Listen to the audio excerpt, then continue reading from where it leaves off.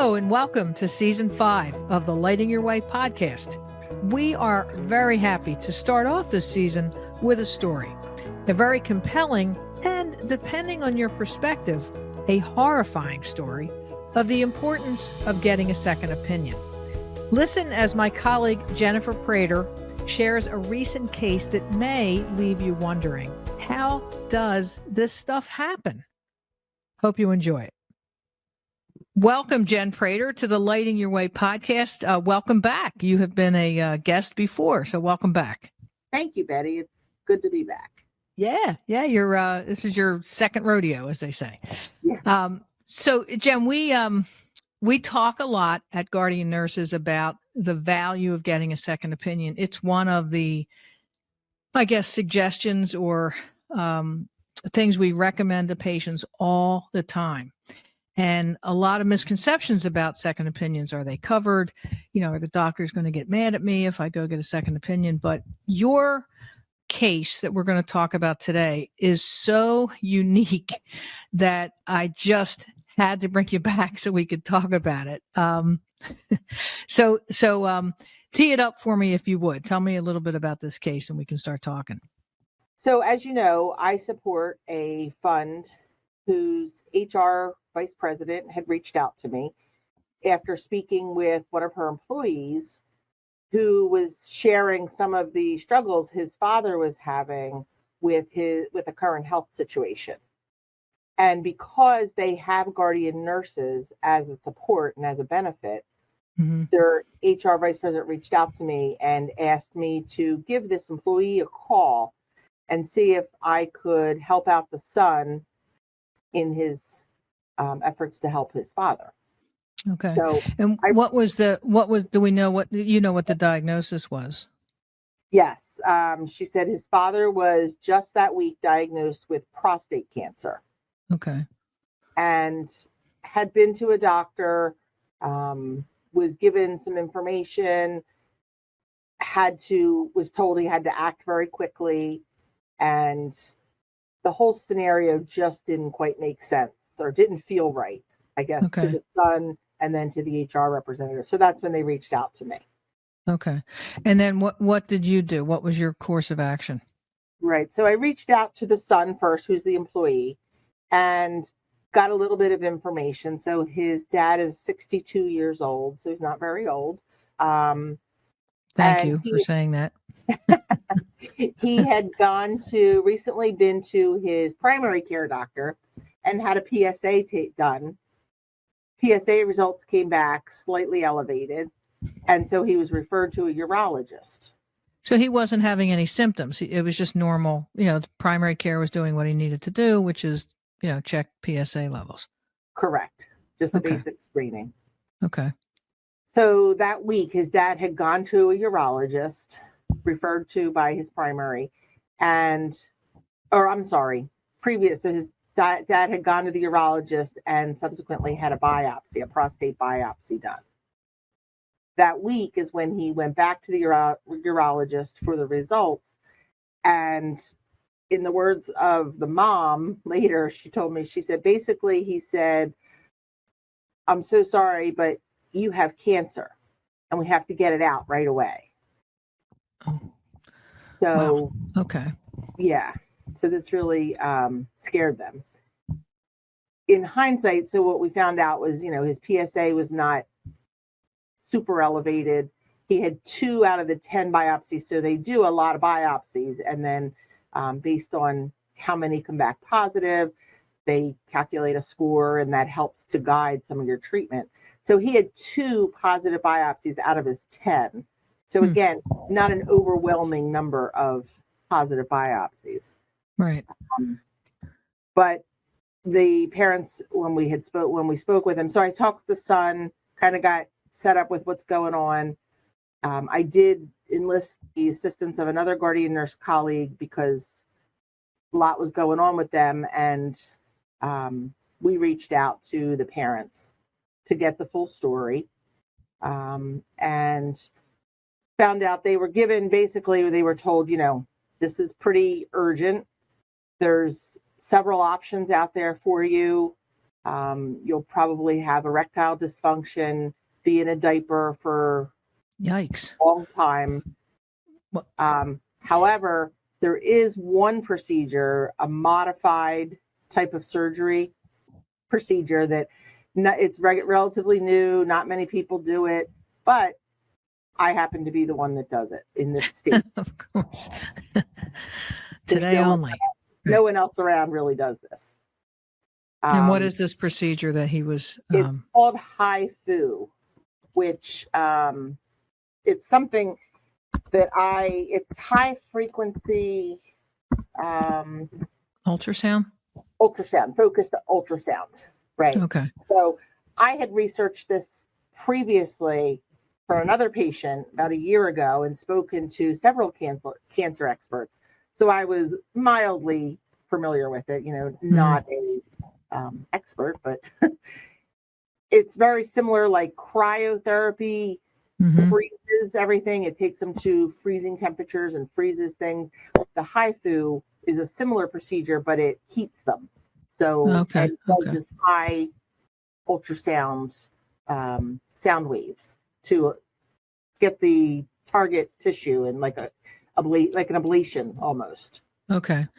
So the physician was suggesting that he do that on the two areas that were positive. Correct. So the physician said, because it's rare and lucky for you, I do it. In a couple weeks, I have 3 people scheduled. I can do 4 in a day. However, what I need is today, you have to pay me $25,000 because it won't be covered by insurance. You're kidding. No. Today you have to give me $25,000 because it's not covered by insurance.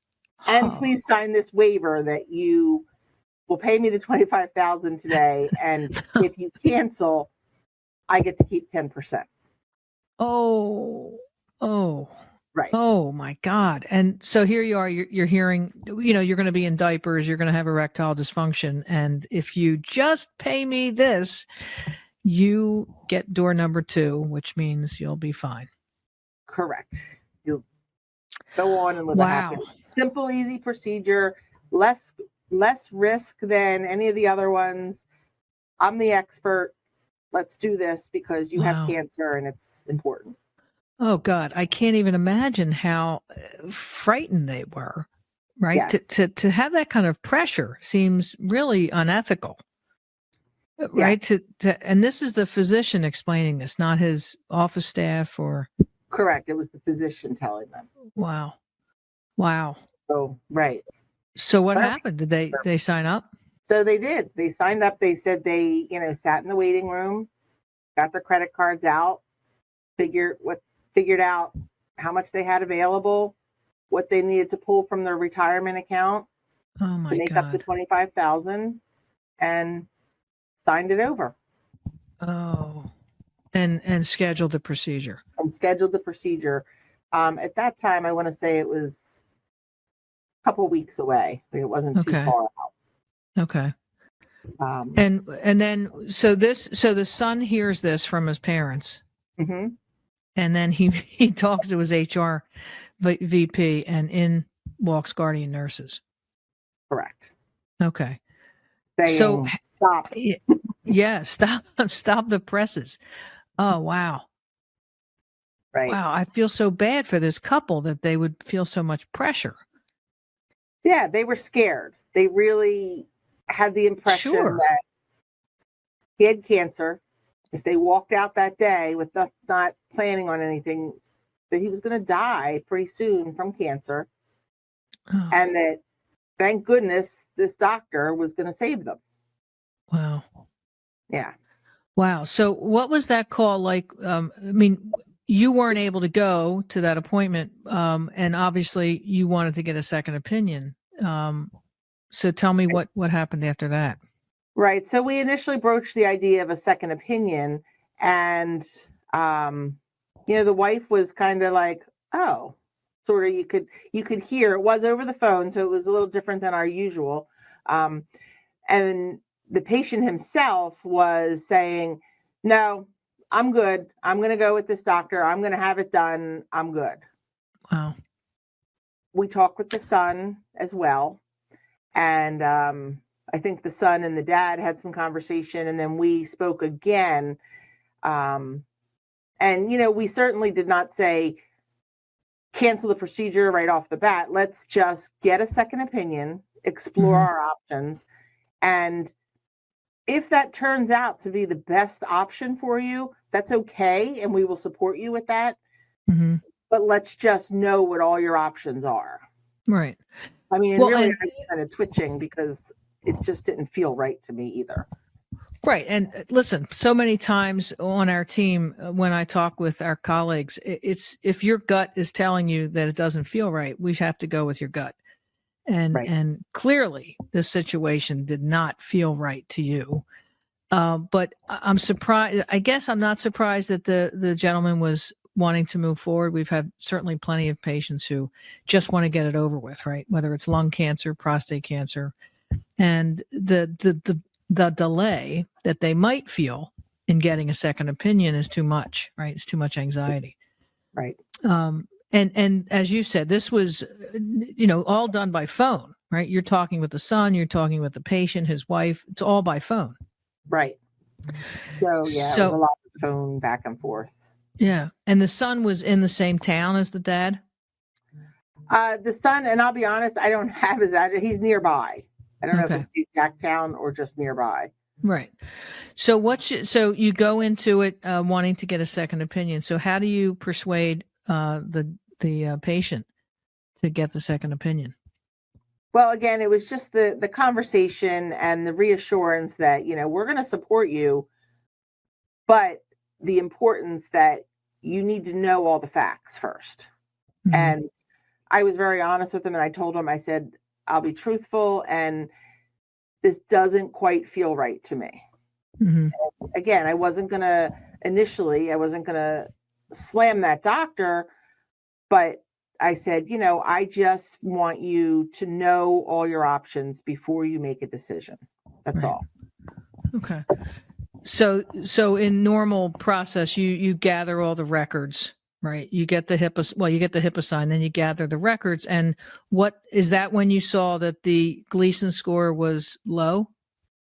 Right. So, yeah, that was a little challenging. The office staff was very resistant to. Well, they've never spoken with us, right? I bet. We shared the HIPAA. We sent nice thing like emails and called, and I think our number was on the blocked call list for them. But the practice manager did email the patient and his wife saying, that they weren't going to speak with us. But eventually they did send records to the patient, or the patient actually went and picked them up, I believe, who then shared them with us. And we saw that the PSA was only borderline high. The Gleason score ended up being 6, which is low. And that just kind of confirmed to me that we really needed a second opinion. And I shared that with the patient, who at that point was on board, definitely, agreed at that point. It just took them a little while, I think, to process it all and get it in. And then, okay, yeah, I think I should get a second opinion. Right. Okay. And then what was that like? Who, how did that go? Yeah, well, initially there was because we were sort of had some time constraints, because this procedure that the initial urologist was going to do was less than a week away. And right. So we knew we were going to have to put that off. So the patient, spoke with the office, sent an email, all that, saying, I'm not canceling, I am delaying. And initially the doctor had said he does it once a month. So the patient said, I'll sign up for the March. I want to get a second opinion, but I want to put off my February procedure. Okay. The office, kind of poo-pooed him in the email back to him, saying it's not necessary. Why are you getting a second opinion? Is it, what is your concern? So they were sort of resistant to a second opinion. And we don't know if the doctor will be able to do it in a month. And this is very important that you don't delay this procedure. Wow. Right. So there's a Wow. little pressure there. But Wow. the patient at this point knew I think he realized and he knew he wanted to get the second opinion. So he said, okay, you know, Right. Go ahead. I'm yeah, still put it doing on it. hold. Yeah. So that's when, I really engaged my colleague who worked on looking for second opinions. And what we did find too was there's a lot of doctors out there or where this patient lives, and Yeah. there's a lot of doctors near him that offer this procedure Okay. and discuss the procedure. So in looking through and researching the procedure a little more, and based on what I had learned last year with another patient, so it is approved by the FDA, yet Okay. most insurances do not cover it at this point. There hasn't been tons of research on it, and the research that's been done have not been large studies or trials that have really Hmm. proved anything. So Okay. most people aren't real comfortable yet with it. Okay. So anyway, we were able to secure within 2 weeks a second opinion at a National Cancer Center of Excellence, Okay. which was very close to their home. Okay. So he got there. We did a virtual accompaniment on that, Okay. meaning the patient and his wife put us on speakerphone when he went into the office. Okay. And you had teed up all the records already, sent Right. them We've over. gotten all the records over there, and they were well aware of, all his information. Wow. So, And drum roll, what's the drum roll, result? please. The doctor came in and said, "You have a pretty low PSA," and explained the Gleason score, and you have a pretty low Gleason score, and this is slow growing, and the recommendation really is just to do surveillance, active surveillance. Okay. It doesn't mean And active surveillance just means keeping an eye on it, right? right. Annually. So getting repeat MRIs, getting with a certain frequency, getting prostate exams again with a certain frequency, checking PSA levels, so that if anything does change, then certainly then you reevaluate at that point and reevaluate your options again. Okay. Sounds like a reasonable plan for that kind of clinical presentation. Correct.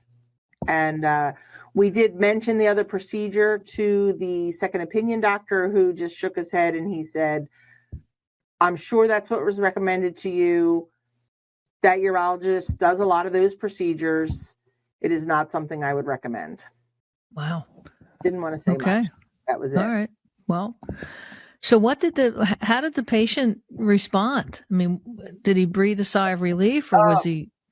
The patient right in the middle of it said, and I don't think he was somebody that he wasn't a man of many words. He wasn't always chatting, but he said, "Wow, I didn't know I had options. Oh, I had other options." wow. Wow. And, and he and his wife they just couldn't believe the weight lifted off of their shoulders, and the sigh of relief, the sigh of gratefulness, it was palpable. Yeah. But So you want to hear we the still other?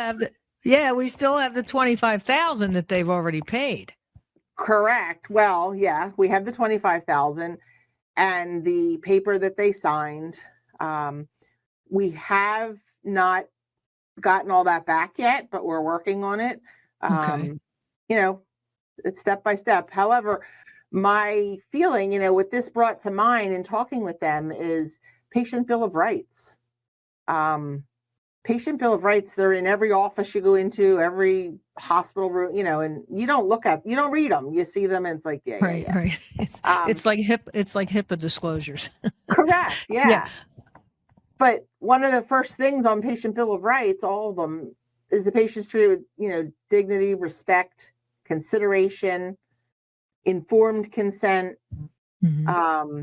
The right to refuse treatment, the right to ask for other opinions. I mean, all that stuff is right there and patients have that right. In my experience, most physicians will welcome second opinions. Absolutely. Absolutely. And I remember saying to a patient many years ago, well, what if I said, if a physician doesn't want you to get a second opinion, get another physician. Right. Because most doctors would be fine, right? Because it's medicine. It's, you can look at it this way, I can look at it that way, but maybe together we can create a good game plan. So, right. Although pathology is pathology, but in this case, it feels like the original urologist was kind of pressuring the patient to sign up, and that feels bad in a lot of ways. It does. And they said that was one of the things at one point that the patient and his wife said, is that they felt like there were no other options. They had no choice and they had to do it. Wow. And if you think about it, I mean, this was all in one conversation they had with the doctor at the time they were told he has cancer. Correct. So right. And most patients, when they hear they have cancer, don't hear anything else. Right. Right. So that was really disturbing to me. I went back and forth, and legally, did he do anything wrong? I guess not. But ethically, morally, as a good human being, I'm not so sure it was a good choice.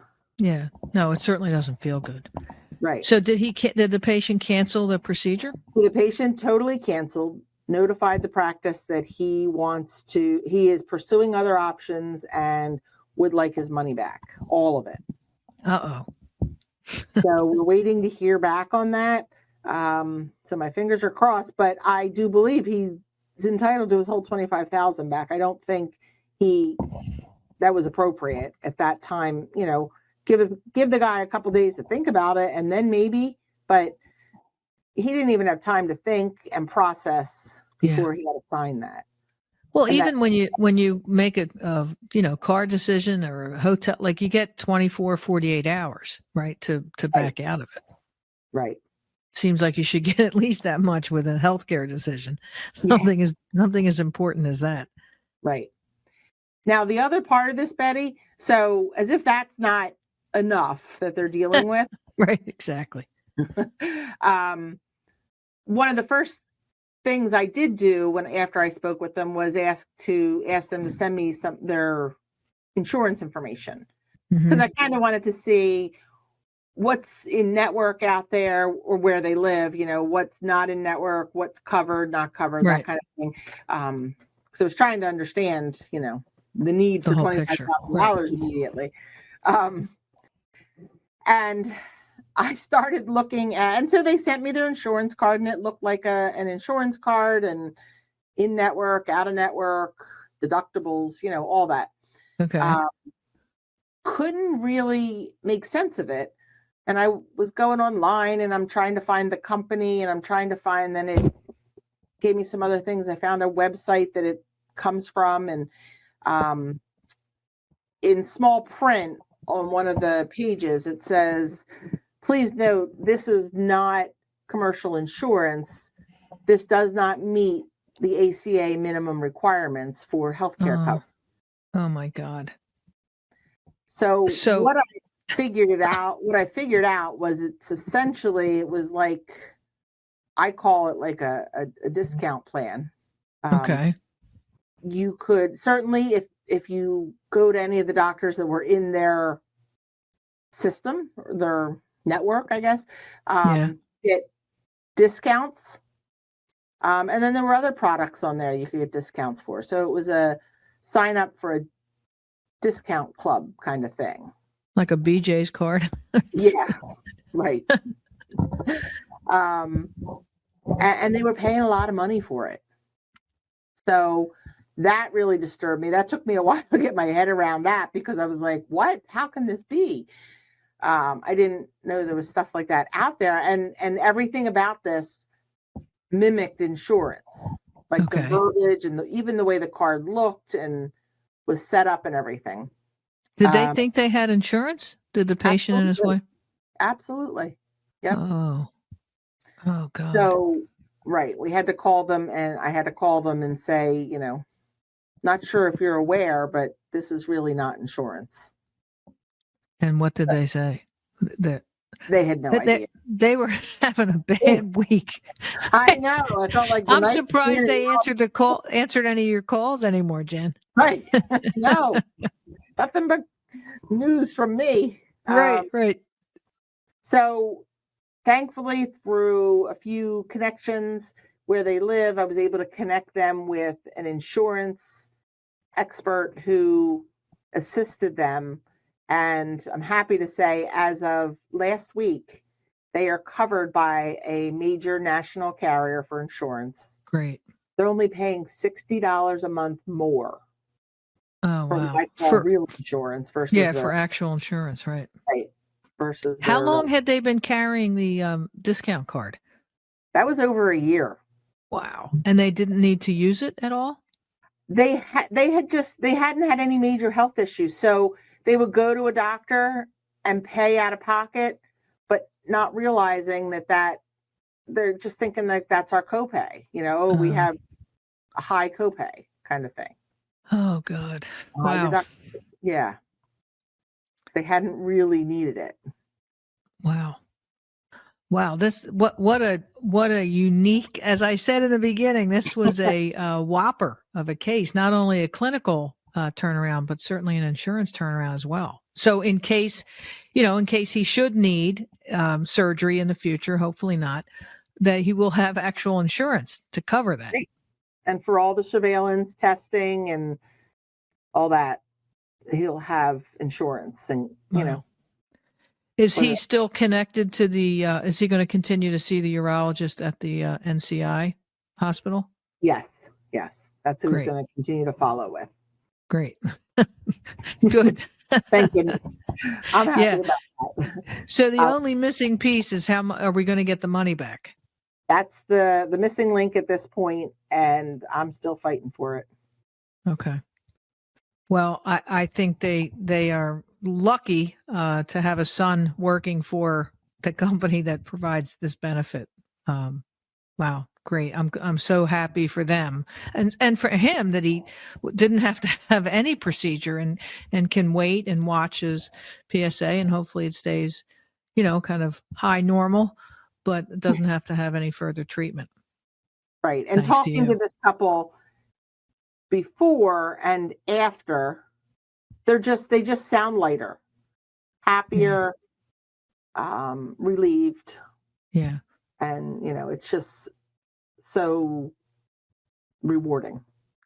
Well, listen, if this story doesn't convince listeners that you have to get a second opinion, nothing will. Correct. So now, and I hope that this couple and their son will always remember to get a second opinion, that they have a right, mm-hmm. that it's typically covered by insurance, that any doctor, again, I'll repeat, if any doctor says you don't need a second opinion, get another doctor. Right. Because any doctor worth their salt will be encouraging and supportive of a patient getting a second opinion. So, yes. Wow. Great story, Jen. Thank you for sharing that. Yes. I look forward to having you back to hear the outcome of the $25,000 pursuit. Yes, we're getting that money back for them. I bet, if my money's on you, as they say. So thank you very much for joining us. I appreciate it, and great work on that case. Thank you, Betty. Thank you so much. Right. Take care. If you have any questions that you would like us to address in a future episode, please email us at podcast@guardiannurses.com. That email again is podcast@guardiannurses.com. We would love to hear from you. Thank you for joining us this week. You can find the Lighting Your Way podcast on Apple Podcasts, Google, YouTube, Spotify, and Stitcher. If you liked what you heard, tell a friend and leave us a review. You can learn all about Guardian Nurses Healthcare Advocates on our website, guardiannurses.com.